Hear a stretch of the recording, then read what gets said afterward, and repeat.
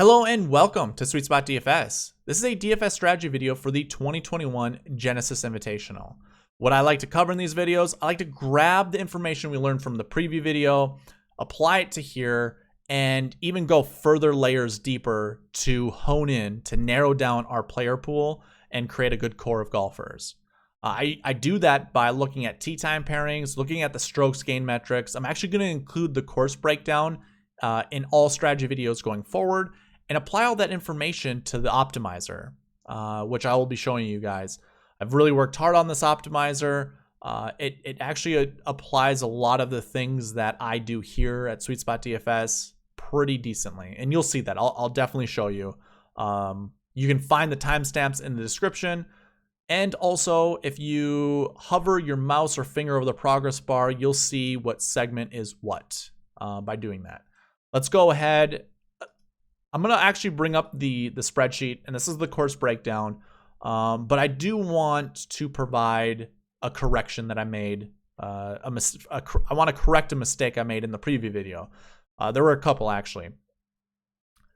Kikuyu grass, when it lands in the rough, actually acts a lot like Bermuda grass.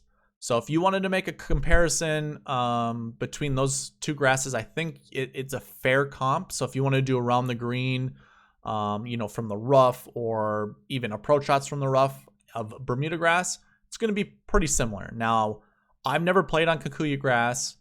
I can't give you the absolute truth to that, but what I've listened to across the industry and actually really on the Golf Channel of how they talk about the sticky Kikuyu grass and how it just snatches your golf ball when it gets in the rough. To me, that sounds a lot like Bermuda. Now, I did get it right with in the fairway, it basically stands the golf ball on a tee because the grass just stands straight up when it's that short.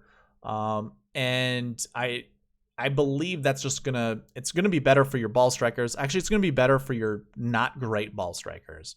And it can lend itself sometimes to flyers or just finding a different groove on the club than you typically would at different golf courses, but I don't know if it's really going to be all that prevalent at this golf course.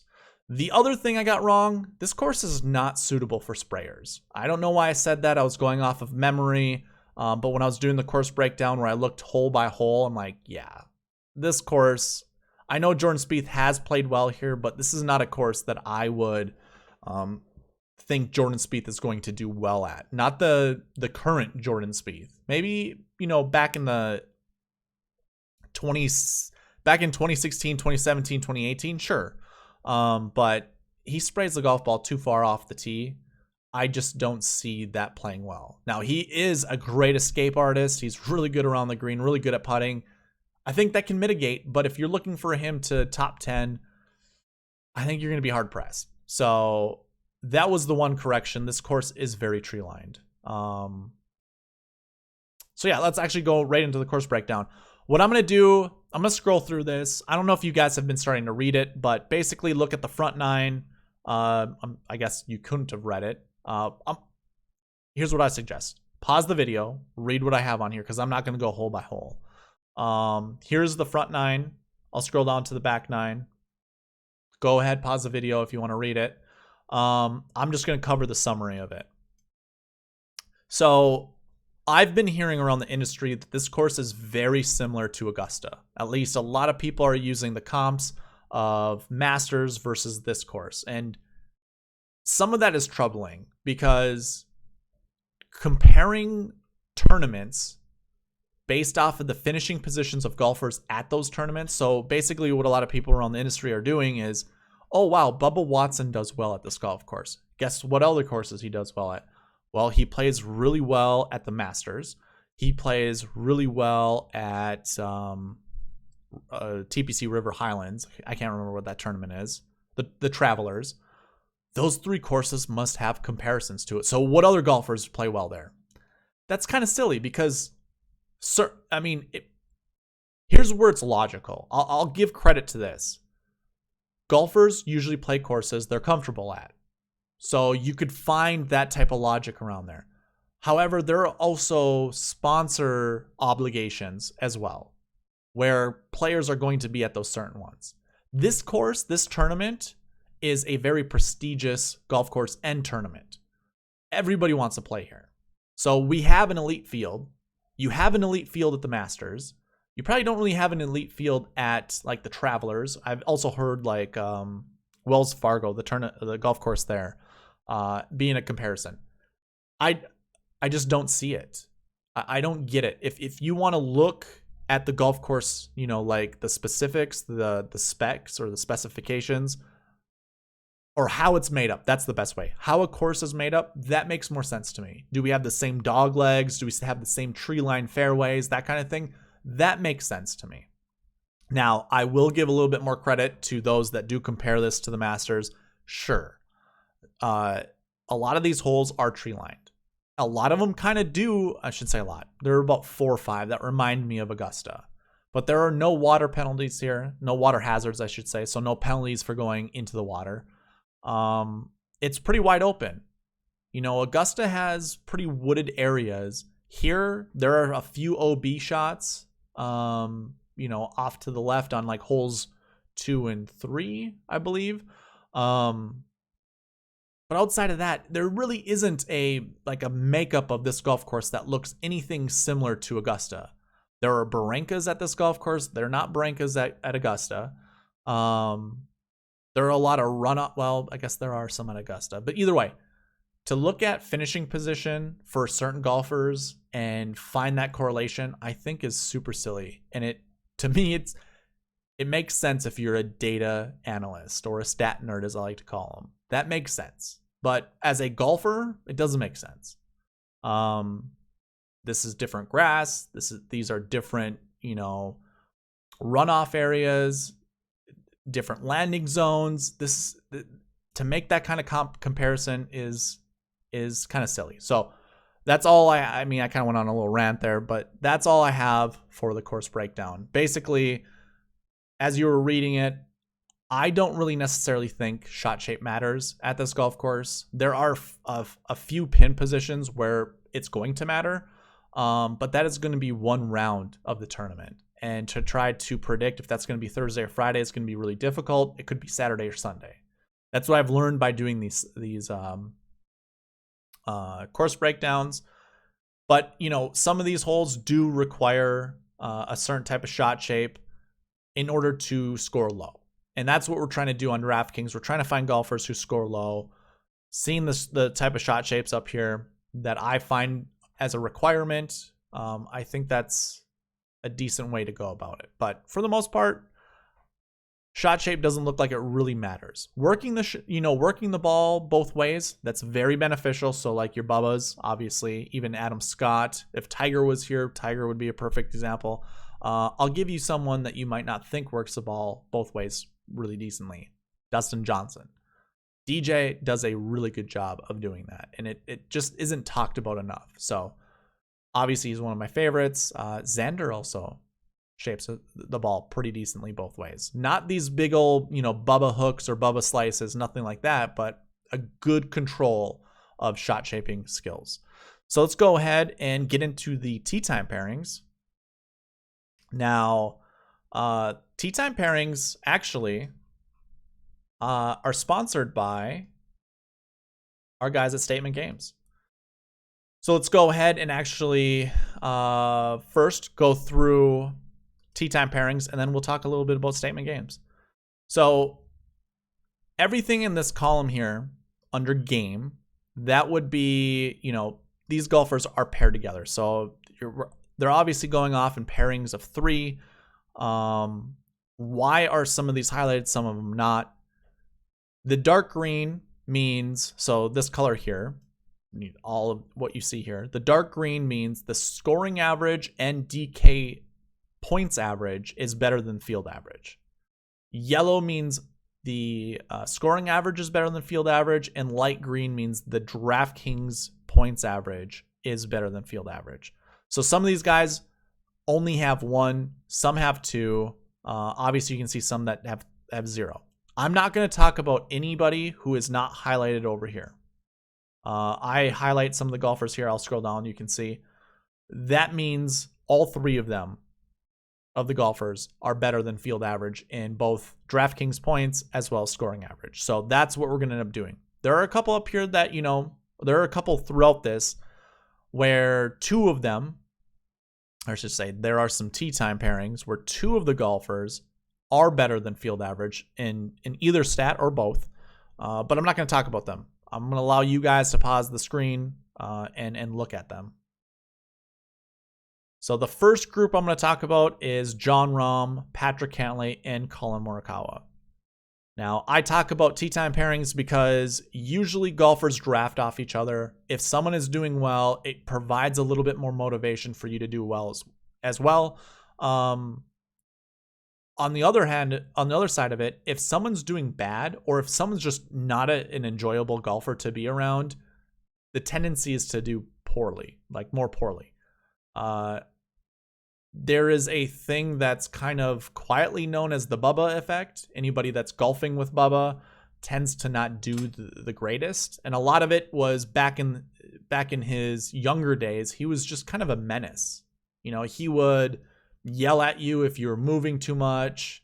Obviously all the little quirks you see when he's in the featured groups or anything like that, magnify it 10 times, because he was much worse when he was younger. There's a good video, an older video of him younger, yelling at a guy off to the side, like on the other side of the fairway, walking forward, and he goes, "Dude, what the heck? Like, what are you doing?" And he's like, "You've been doing this the entire round." It's kind of funny. I can't link it here, but if you go look it up, you're going to find that he was once a menace. Now, I don't know so much now, but I do know from just playing with golfers who are very fidgety, it's very distracting. So keep that in mind. I only bring it up just because it's kind of fun to talk about. But usually, if we have good scorers in a group, the tendency is they're going to get hot at least one of the days. And I think that's a good enough catapult to kind of start a foundation on. Like, if you're going to select one of these players, I think that's kind of important. So obviously, this first group of Rahm, Cantlay, and Morikawa. Now, Cantlay draws the golf ball. Morikawa and Rahm, they fade the golf ball. So I think they're going to see a lot of the same shot shapes. Obviously, the distance is going to be a little bit different. As long as these guys are like on point, Morikawa is a great ball striker. Very good on approach. If it's not within 15 feet, it's a failure. I know that's for a lot of these people, but this guy is a little bit more specific with his goals. A little bit more... I mean, I don't know the word I'm really looking for, but they're a bit more strict. So if he is dialed in, I like the opportunity of Rahm or Cantlay also being dialed in. So I like that group a lot, and it is the lowest SweetSpot score ranking combined for any of the groups. A very close second is right here with Dustin Johnson, Adam Scott, and Bubba. So there we go. We just talked about Bubba. I don't think DJ is a guy who's going to get affected by that. Now, Adam Scott, on the other hand, I kind of feel like he's a consummate pro anyways. He's not going to be affected by this, but if there was a golfer that would be, I think it would be him. DJ just doesn't care. He's out hitting golf shots like as soon as possible. I actually think Bubba would be the one negatively affected by this group because the other two are going to be unfazed. And I think he's going to feel a little bit of the insecurity of being that guy. So if there was a guy in this group that I would probably fade, it would be Bubba. But Adam Scott, Dustin Johnson, I like the idea of those guys drafting off each other and doing well. Scrolling down a little bit more, the next group actually is Hideki Matsuyama, Keegan Bradley, and Matthew Wolff. If there isn't a more eclectic group of golfers, I don't know where we would find them, but I don't know. The fact that they're all highlighted and it's all for different reasons. I don't trust Matthew Wolff. I don't trust Hideki Matsuyama, and I certainly don't trust Keegan Bradley. This might actually blow up and these guys might just be on fire either Thursday or Friday, but I think I'm going to stay away from it regardless of them actually being highlighted. So I don't know, up to you guys. I'm not huge on Matthew Wolff. I really don't like the bucket combinations of 4-1s, being together, playing well. Again, I could be proven wrong, but I'm going to go ahead and just pump the brakes on this one. Scrolling down a little bit more, we have a really surprising group here. Taylor Gooch, Emiliano Grillo, and Matt Jones. So obviously, I don't like the buckets combinations of Emiliano Grillo and Matt Jones, but I don't know. Actually, am I looking at the right guys? Yes, I am. I do like Taylor Gooch, and I know Taylor Gooch has been being talked about quite a bit. I guess if I'm pairing him up with anybody, I like Emiliano Grillo, honestly. I don't mind that whatsoever. This might be a low-key, good combination to add to any of your cores, honestly. At least for a lineup or two. And I should mention, a lot of these tea time pairings probably best off in showdown slates. I really haven't been seeing a very good trend of these finishing inside the top 10 together. So to me, it's kind of a catapult for one of them. If I do like one of the golfers, I'm going to be like, yep, I want to choose this guy. He's in a good group. I don't think anything's going to harm him Thursday, Friday, that kind of thing. The next group, Doug Gim, Scotty Scheffler, Tom Hoagie. I think this is a group that could actually get super hot. I like the chances a little bit better for Gim or Hoagie playing with Scotty Scheffler. And I think Scheffler is just going to play his own game. So if you wanted to pair, if you like Scheffler, maybe use a couple lineups with Gim or Hoagie. The next one, Cameron Davis, Brian Harman, and Peter Malnati. I really don't have anything to say about this group. I don't like Brian Harman this week, and I don't like Peter Malnati, but Cameron Davis isn't a bad play, honestly. Now that I see these guys together, maybe I don't know. We'll see. Another good group here, I've only highlighted it because it includes Rory McIlroy and Bryson DeChambeau. They're playing with Cameron Champ, who is $6,900. And that is a good value for a two-time winner on tour, and especially a young kid at that. This is going to be like a fireworks type of group. They all hit the ball really far, really good off the tee. I'm not sure how I feel about Champ's game currently, but being paired with McIlroy and Bryson DeChambeau, I think he's going to see, as long as these guys, if one of these guys is on with a driver, I think it helps all of them out. So it's a group that I'm considering pairing up together, and having that 10-1, 10-5 price range actually opens the door to some decent lineups. So, and we'll use that in the optimizer too. Scrolling down a little bit, JT, Xander, Brooks. I like JT and Xander. I couldn't care less for Brooks this week. Not a golfer that I'm actually really high on. I don't like the bucket combination, and we're going to see a lot of other last year fives, that are decent plays. Like I think Tony Finau is a 5-1. If I'm choosing between Brooks and Finau, it's probably going to be Finau, honestly. So that's definitely a play I'm thinking of, and that's a reason why I'm going to fade Brooks. Sebastian Munoz, Jordan Spieth, and Matt Kuchar. This is a really interesting group. Spieth has been kind of like unlucky, or I should say he's been lucky. I'm trying to think of a way to actually compare both Jordan Spieth and Sebastian Munoz in the same way. Sebastian Munoz has not been playing really good golf, but I think it's because he's been getting bad breaks. Jordan Spieth has been playing really good golf, but I think it's because he's been getting good breaks. I don't necessarily think either one of these golfers are doing that great right now, but one of them is getting good breaks, the other one is not. We haven't seen Sebastian Munoz in a while. I think the last time we saw him, he withdrew. I can't remember exactly, but the memory is cloudy right now. However, I like the group. Kuchar and Spieth, they were number 1 and 2 at the 2017, 2016 British Open. I don't mind it. I don't like Jordan's price tag. I don't like his bucket combination. I'm probably just going to stay away from Jordan Spieth. And that actually concludes the rest of the tee time pairings. Now, what I want to use this to go into is looking at the matchups that are on StatementGames. So I have highlighted them in text color here. And if you haven't visited StatementGames, please do so. It's a fun way to golf. And you can see your boy here, SweetSpotDFS, is a sponsor for the PGA contests, if you go ahead and go to their blog, you're going to see a couple articles here for all sports. But if you go ahead and drill down on the golf one, scroll down and read this. It's very knowledgeable, gives you a lot of really good information. And then all the way down here at the bottom, you can see we have some picks. So 1 through 3, I'll say this.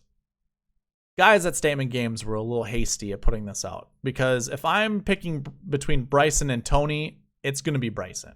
However, I am in full agreement with the rest of the picks that we see here. And if we were to go ahead and look at the spreadsheet, we have our first one, Adam Scott, Brooks Koepka. You obviously heard what I said about Brooks Koepka. I'm going to choose Adam Scott. He's number 7 in the SweetSpot score. Brooks is number 25. Obviously, the lower number wins. I'm going to pick Adam Scott. Just it's a gut feel. It's also kind of a popular thing for me, but I like Adam Scott a little bit more than I like Brooks Koepka. The second one, again, Bryson DeChambeau, Tony Finau. If we look, Bryson is number 8 in the model. Tony is number 10 in the model. So, like, it's super close. I'm a Team Bryson type of guy, so I'm going to go with Bryson. I don't like the bucket combination of Finau. If I have to choose, if I don't want to choose between Tony Finau or Brooks Koepka. But if you're saying I have to, I'm going to go with Tony Finau. They're both the same bucket combination. I don't like either of them, but I do like Finau more than I do like Brooks. But the matchup is against Bryson. I like Bryson. And then our last matchup pick is Cam Davis versus Bubba. Obviously, we saw Cam Davis in kind of a not so great tee time pairing, but Cam or Bubba Watson is in the group with Adam Scott and Dustin Johnson. I had said that I think if there's going to be someone that does do a little worse, it's going to be Bubba. But when it comes to him against Cameron Davis, I mean, you can see it's one of the biggest differences in the SweetSpot score. Bubba just outranks Cameron Davis almost threefold. So, actually just threefold. So I'm going to go ahead and go with Bubba on that one. And those are the matchup picks that I have for this week's contest on Statement Games. So go ahead and check them out. It's a lot of fun to play. Let's go ahead and go into the strokes gained buckets. Let me remove the filters here. You probably saw this a little earlier. I don't think I could actually hide it in time, but I did include a bunch of buckets here. And these are just the rankings of those buckets. So in the preview, obviously we talked about what these buckets are, what the ranks are, what they represent, what they mean. I can do a quick refresher right now. Last year, our number 1 bucket were golfers who finished top 20 at this tournament. And our number 2 bucket, golfers who did not play the year before. Number 3 bucket ranges 20 to 40. So finishing positions between 20 and 40. Those are the 3 top last year buckets. The top last week buckets are golfers who did not play. That's your number 1 bucket. Golfers who did not play the week before. Your number 2 bucket, golfers who topped 20 the week before. And your number 3 bucket, golfers who missed the cut. So those are your top 3 last week buckets. Now we brought up course history and recent form buckets. Your number 1 course history bucket, golfers who've been averaging at this golf course since 2013, in between that 20 and 40 range. So it's looking at their average finishing position, and putting them in these ranges over here. So if they have an average finishing position between 20 and 40, that's your number 1 ranked bucket. Number 2 is 40 to 60. Number 3 is 1 to 20. For recent form, so golfers coming into this tournament, our number 1 bucket were golfers actually in the 40 to 60 range. I know that's kind of surprising, but a really close second is that 20 to 40. And then actually the third bucket, 60 to 80, you would imagine coming in with really good recent form. You see on the screen 1 to 20, we've only seen it 9 times. over the last 4 or 5 years, 6 years, over the last 6 years. But it is a percentage that's kind of high within the top 10 as well as the field percentage. So basically you have a nearly, let's just call it like a 15% chance to pick a golfer who has top recent form stats finishing well at this tournament. It's pretty good because there aren't a lot. I think we have 13 total. So really, I anticipate 1 or 2 golfers in that high-end recent form average. Again, going back the last 7 weeks of average finishing positions, only on PGA Tour. I think you're going to find pretty decent. In fact, I would just do the 2-2-2 rule, basically. Or if you want to get a little cute with it, go, and what I mean by that is grab 2 golfers out of the recent form bucket 2 golfers out of recent form bucket. I'm sorry. Just out of these 4 buckets, 1, 2, 3, and 4 of the recent form buckets, select minimum 1, maximum 2, basically. That's kind of how I would go. You can actually see the minimum is 2 for these 2 buckets. So kind of already telling you, this is kind of what you want to go with. Okay, so we did all of this in the preview video. Now I want to bring into play the strokes gained buckets. And I kind of present it in a little different way, kind of giving you a list of golfers. Your number 1 bucket is all strokes gained stats are positive heading into this tournament. So that is looking at just the season-long stats, which obviously started with the Safeway Open back in 2020, the fall of 2020, all the way until now, looking at, all the strokes gained stats. These are all your golfers who have everything positive. Bucket 2 actually includes the guys here, but these guys will be marked as 1s. We actually have a few more golfers in this bucket. This would be your strokes gained bucket 2. It's one of the largest buckets, and actually one of the largest I've seen in a tournament that is a strokes gained bucket 2. And I think a lot of that is because this is such an elite tournament and it's an invitational, meaning you got to be invited. I think it only makes sense. But this is golfers who have positive off the tee, positive putting. Again, it includes some of the guys here where everything is positive, but it also includes those that have negative approach or negative or negative around the green. Our third bucket, positive off the tee, positive off the tee, negative putting. Our 4th bucket, negative off the tee, positive putting. Our 5th bucket, negative off the tee, negative putting. And our 6th one are just golfers who have no strokes gained. A better nickname for this, don't play anyone out of this bucket. It never shows up. And you can see the SweetSpot score is nearly dead last for every one of these golfers.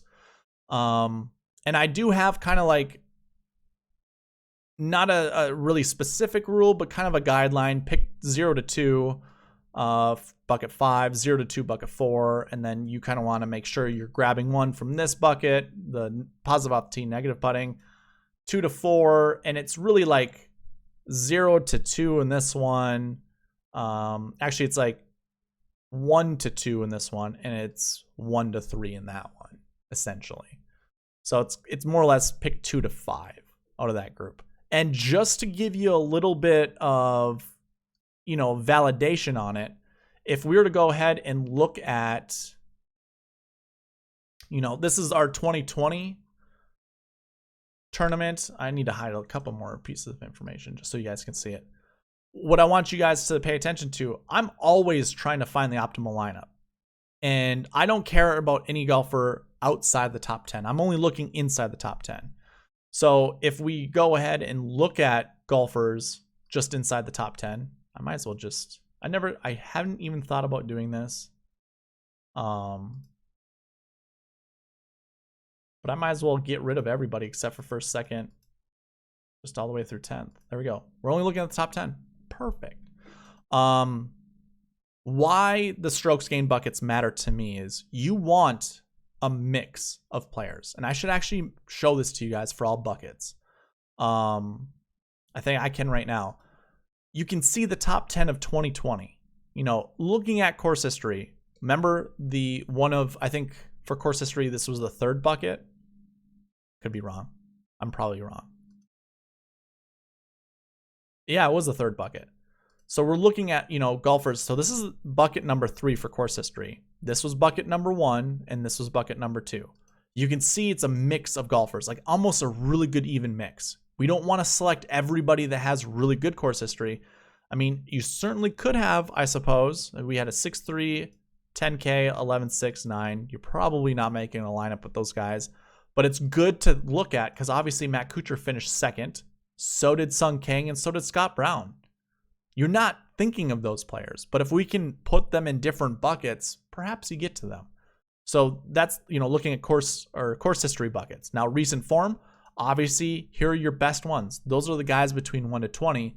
I only say best ones as in best recent form. This is actually recent form bucket 4. This is the 4th best bucket, and you can kind of see why. Your number 1 bucket were golfers in that 40 to 60 range. We have 4 of them in 2020. So again, it's a fun way to kind of really narrow down player pools, kind of try to figure out, okay, I like this guy. Maybe I have no business liking him, but he actually doesn't have bad bucket scores. There's a chance he could do well. And that's one way you can get on Sung Kang. It's one way you can get on Matt Kuchar. But yeah, I just want to show that because you can see the different types of buckets. Now, when it comes to the strokes gained, okay, off the tee. Our winner from last year was actually negative off the tee heading into this tournament. So he would have been a bucket 4 golfer because it starts with a negative off the tee, but he was positive putting, which is totally opposite of what Adam Scott is. But the next guy, everything was positive. So it was a bucket 1. The next guy, positive off the tee, negative putting. That's a bucket 3. We just talked about it. Same applies for the next golfer, Scott Brown. We're looking at positive off the tee, negative putting. So there's a bucket 3 again. Now we go back into a bucket 4, and I get it. It's Rory McIlroy and it's Adam Scott, 2 elite golfers, but the fact is they still fall under these buckets. We see Dustin Johnson didn't have any stats down here. Like, he didn't play enough events for the PGA Tour to give him stats for whatever reason. But you can see all the different types of combinations here. Like, again, we have all positive stats there. We have positive off the tee, positive putting. So that's the only that's the only strokes gained bucket 2 golfer that we actually have. Anybody else that has positive off the tee, positive putting has been a all positive golfer. Like, nope, Joel Damon is not.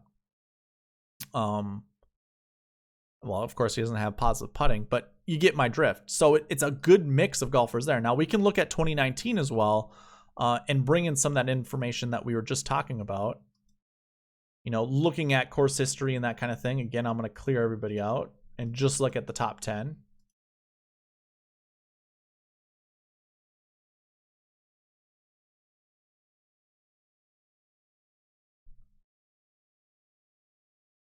Very confused as to why that didn't disappear, but now it did.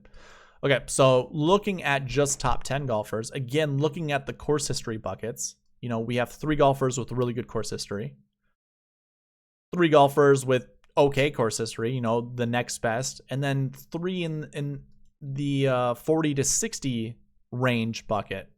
I can't remember if that was bucket 2. I think it was bucket 2. Bucket 1 was that 20 to 40. So it's an even mix of all those golfers. Again, this is what the bucket system helps provide you.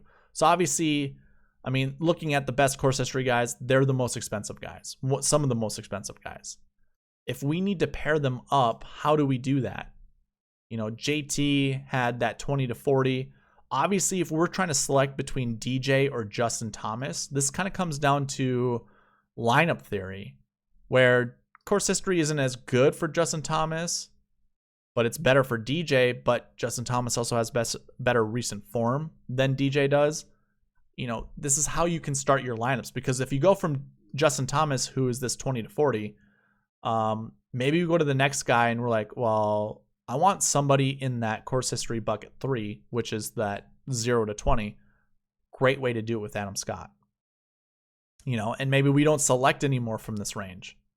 Again, if we go to the buckets and we look at golfers with that type of course history, 0 to 20, a minimum of 0.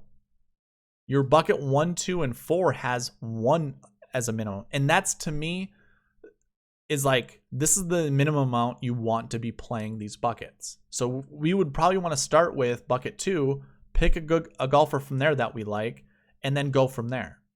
So as I'm looking at this, you know, what was bucket? Kind of lost my train of thought. So 40 to 6, well, 20 to 40, that was our JT pick, right? Now we got to find someone in that 40 to 60 range. So in 2019, if we're looking 20 to or 40 to 60, who do I like?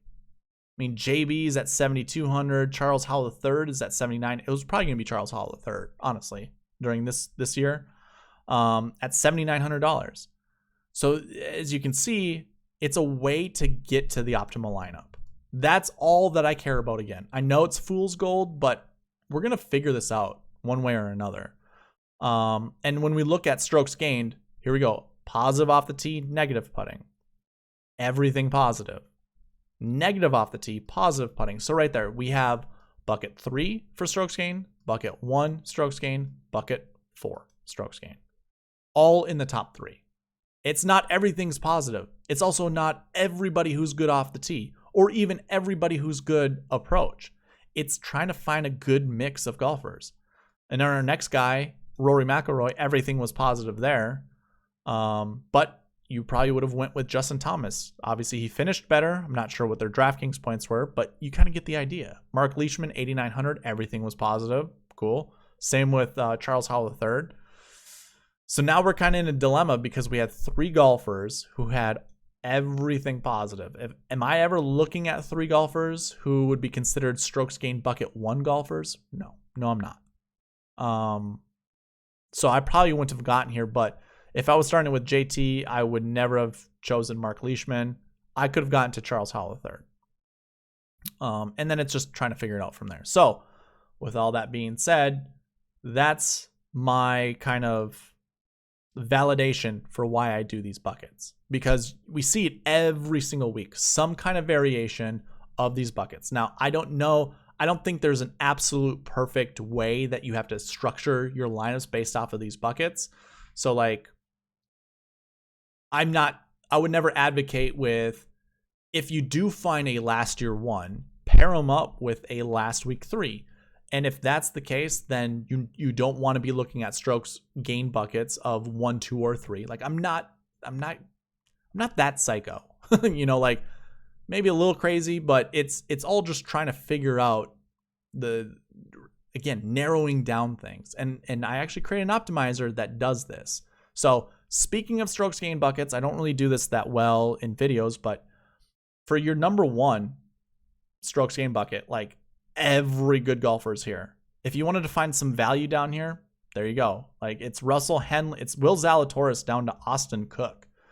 But if we were to look at the strokes gain buckets from the previous tournament and try to see, you know, how some of our low price guys did, Akshay Bhatia, 6,500 was a decent play. So trying to find some in the 6K range. Now this field was not nearly as good as the field we have now.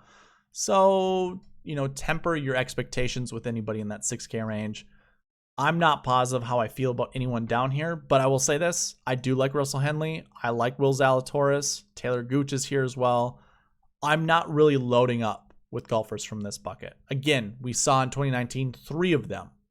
3 within this bucket showed up inside the top 10. That's possible. 2 of them were 10-7 and above. So remember that. That would be a little difficult to do. I think it was 10-7 and above, right? Positive 11. Oh, no. It would have been 11, 8, 9, and 7, 9. So it would have been doable. If we're trying to compare that to this year, do we have anything like that? I mean, Joaquin Niemann, maybe? That's not terrible. And then maybe a Russ Henley to go with Justin Thomas. I wouldn't have done that bucket combination, but maybe Rory McIlroy. That's possible. And then, trying to fall in the 6K range of other golfers. But see, this is kind of getting cute trying to compare years. It's possible.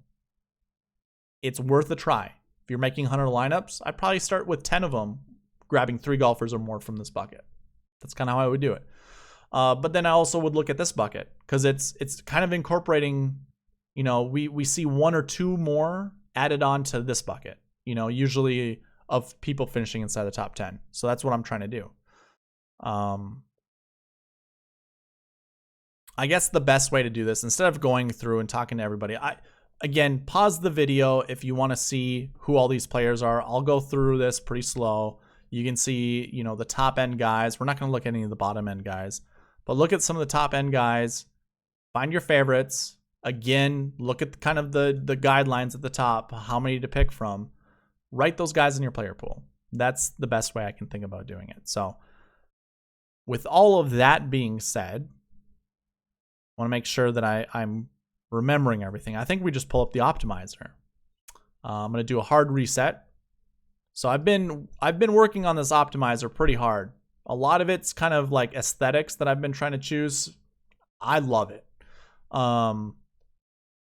I also have created these little drop-down menus if you want to have like, a minimum of 2 last year 1 buckets. So this includes every bucket. So we have our last year buckets here, our last week buckets, course history, recent form, strokes gained, and even price buckets. Everything we've ever talked about on this show.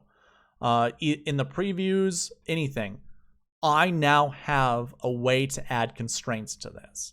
I also added ownership because that was one of the huge bugaboos last week for me was I had ownerships like really bad. Like it was, I don't know what happened. I just didn't have it figured out. So I actually now have a button that'll give me what I find to be fair ownership levels. So just clicking this, SweetSpot defaults, give me, I just put 20% for everybody who's 10K and above. And then anyone 9K and above, I give 15. The beauty of this is I can also change this at any point. Like this is not static. It does not have to stay here. Like I don't like Brooks that much, so I'll play 5% of him. I do like Cantlay. Maybe I bump him up. I like Schauffele. I can bump him up to 20%.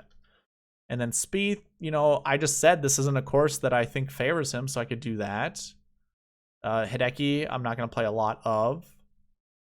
Adam Scott, I can leave there. A lot of these guys, it's fine. I don't really like Mark Leishman. I do like Hovland, so I'll bump him up a little bit. But I can go through every single one of these and scrolling down, this is kind of just my presets, how I view a lot of, how much we should own just off of a general principle. Again, I can go in here, like I just saw Carlos Ortiz. Where was he? One of my favorite plays. If I wanted to make him 50%, I can do that. If I want to make him a core play, I can do that. If I want to make him a lock, I do that. So basically a lock, my optimizer will look at this golfer and say, okay, we're always going to include Carlos Ortiz. What the core functionality will do, it will ignore the ownership that is set right there. So that's a fun way to create lineups as well. So if you do like someone, but you don't want to lock them, you want to see if the optimizer will get you there, you can certainly set it there.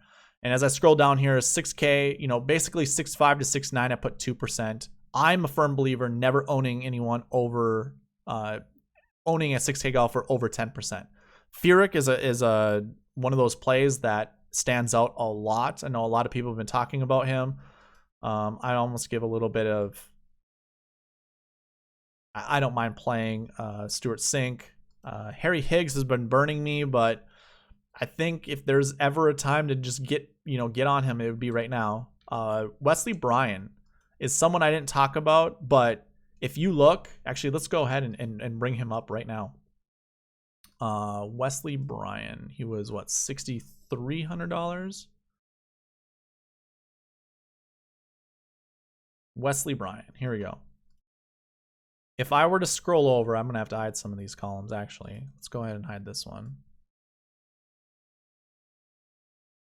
If I scroll over and look at recent form, let me scroll up a little bit for you guys. He has 4 rounds of golf, within the recent form, last 7 weeks, 4 rounds of golf, all of his rounds under 70. He has a scoring average of 67. His low round 66, you can see the differential is 1. That means his low round compared to his scoring average is just off by 1. Wesley Bryan could be a really decent play here, just based off of recent form and scoring. Now, I don't exactly know when that tournament was. Suppose we can also go to the recent form tab and look at this. Wesley Bryan, where are you at? 32 at the Sony. So 32nd place at the Sony. That's not a terrible field. It's obviously this one is far better than that one. But either way, Wesley Bryan, 6,100. All those people that are on Jim Furyk, you could save $300 and maybe have a better play in Wesley Bryan. Going back to the optimizer. Here's the other thing too. I forgot to mention this, and I should.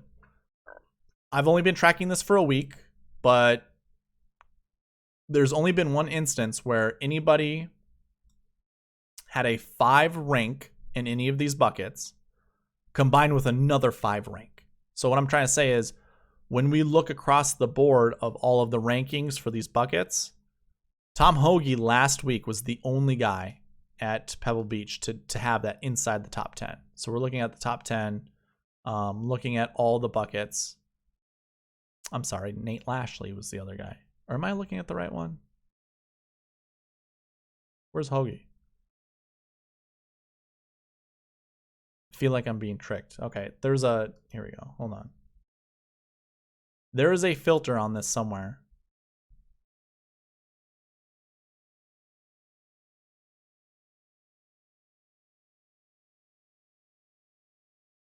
Okay, here's Tom Hoagie. I don't know why he had disappeared. Anyways, Hoagie, that's a lot of 6 and 5s. Now that happened once. You can see that's happened once, and he's not even inside the top 10. He's 12th, so he doesn't even count. Maybe who I meant was Nate Lashley. Hoagie was just in my mind for whatever reason. But either way, you can see all the buckets, and as you span across, we don't really see anything higher than 4s. You know, I don't know how to word this, but just looking at a single player's ranking for all the buckets, you don't see multiple 5s or 6s inside the top 10, except for Nate Lashley, and that's fine. But for the rest of them, you really don't. I bring that up because we could easily go through and kind of do some kind of cleanup of that, but not going to end up doing that. We can. We can do it kind of by this ranking. So the ranking is looking at the average of all the ranks of the buckets. So obviously you can see here, top down, your number 1 guy is Russell Henley, followed by James Hahn, Taylor Gooch, and the rest of them. We're not going to continue talking, but Wesley Bryan is up there, Charles Schwartzel. These might be some decent plays if you want to play them. Scrolling down to the averages that are a little higher, now we get into those that have consecutive, not consecutive, but multiple 5s and 6s. Anyone stand out here? No, a lot of guys in the 6K range. Francesco Molinari's down here. Maybe not a really good reason to play him. Kyle Stan, no, he doesn't have multiple. Mark Leishman.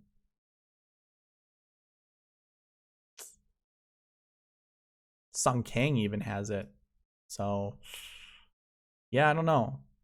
Might stay away from Sung Kang this weekend. It's not like I was really thinking about playing him, but let's get back to the optimizer because that's kind of what you guys are probably here for. So if I were to go ahead and just do a hard reset, everything is now max. There are no specific guidelines. What is the number 1 optimized lineup?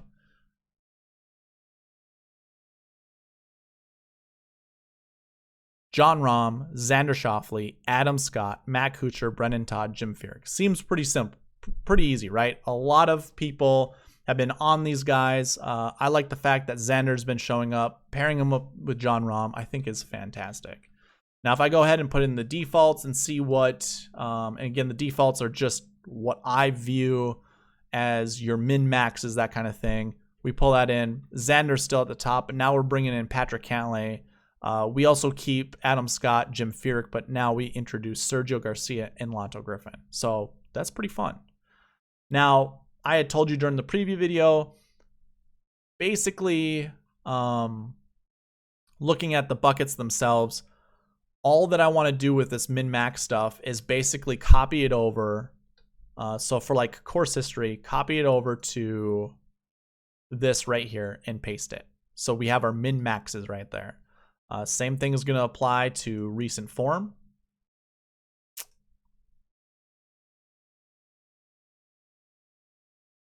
So we'll go ahead and throw that in here as well. Let's see, last year and last week, we definitely want to do that.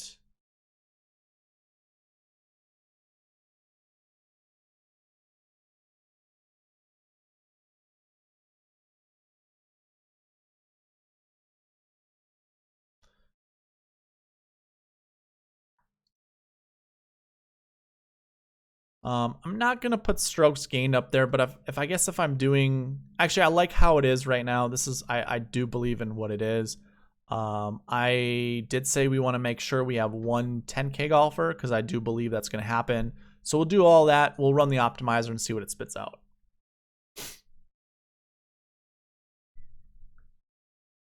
I broke it. I think that's because there is not the correct number there.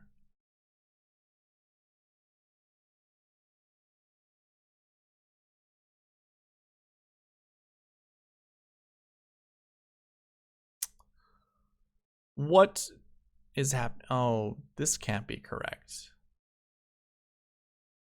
Last week 6 can't be correct. There's no way.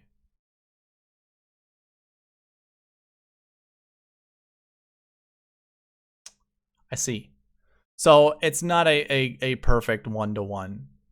I get it. Mine goes by ranking. Okay, that's a bummer. So basically what I just noticed is you see how mine goes from last week 1 all the way down. In the spreadsheet, what it ends up doing is it's looking, you know, it goes by range. It's not sorted by the rank. And I can't do that on here and make it work out. So that's unfortunate. I'll remember to do that. Good thing we have these reset buttons. So again, SweetSpot defaults, run the optimizer. Sorry to waste your time on that. That's a bummer. I was hoping that was going to work out. I didn't even think about it. Good to see it now, and great that the optimizer works as it's supposed to.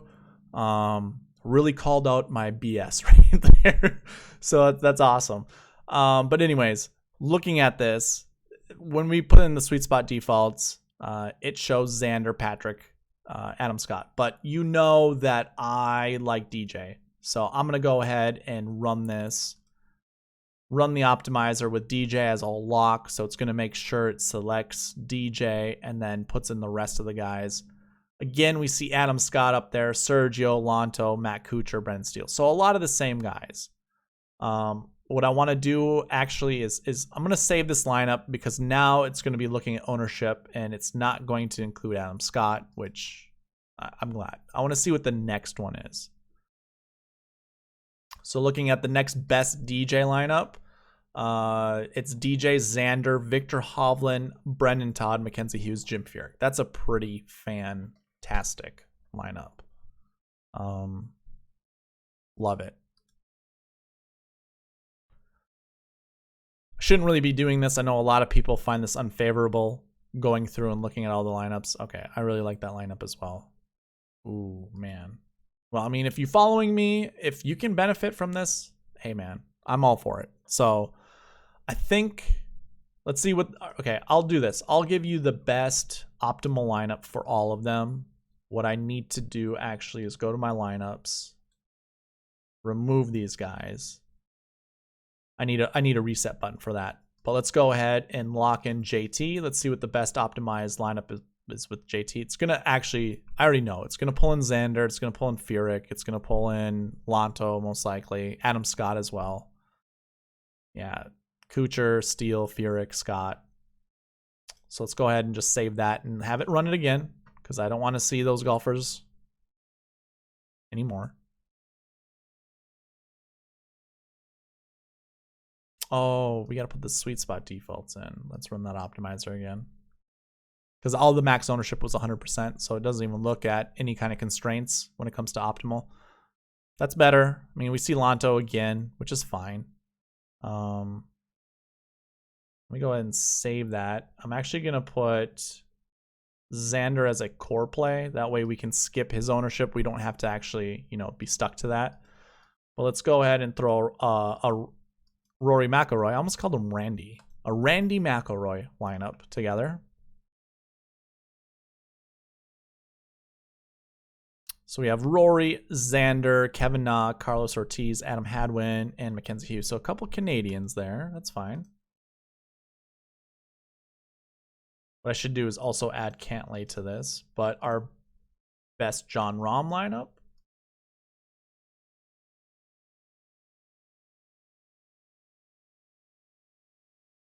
Includes Cantlay, Matsuyama, Tringali, Martin Laird, and Charles Schwartzel. That's pretty good.